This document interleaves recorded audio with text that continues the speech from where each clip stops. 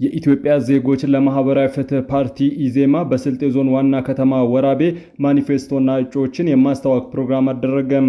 በፕሮግራሙ ላይ የፓርቲው አመራሮችና አባላትም ተገኝተዋል። የኢትዮጵያ ዜጎች ለማህበራዊ ፍትህ ፓርቲ ኢዜማ ለሰባተኛው ሀገራዊ ምርጫ ያዘጋጀውን 51 የፖሊሲ አይነቶችን የያዘውን የምርጫ ማኒፌስቶ አስተዋውቋል። እንዲሁም በስልጤ ዞን በሚገኙ የምርጫ ክልሎች የሚወዳደሩ እጩዎችንም አስተዋውቋል። የፓርቲው እጩዎች በዞኑ ለረጅም ዓመታት የተንሰራፋውን የመልካም ማስተዳደር ችግሮችንና ሰሚ ያጣውን የህዝቡን የመልማት ጥያቄ ለመፍታት በቁርጠኝነት እንደሚሰሩም ተናግረዋል። ፓርቲው በሀገር አቀፍ ደረጃ ያወጣቸው የፖሊሲ አማራጮችን ለማህበረሰቡ በሚጠቅሙና ከማህበረሰቡ መሰረታዊ ፍላጎቶች በሚጣጣሙ መልኩ በማዋሃድ የህዝቡን የዘመናት ጥያቄ ለመመለስና የፖለቲካ ተሳትፎ የኢኮኖሚ ተጠቃሚነት ለማሳደግ እንደሚሰራ ቃል ገብተዋል።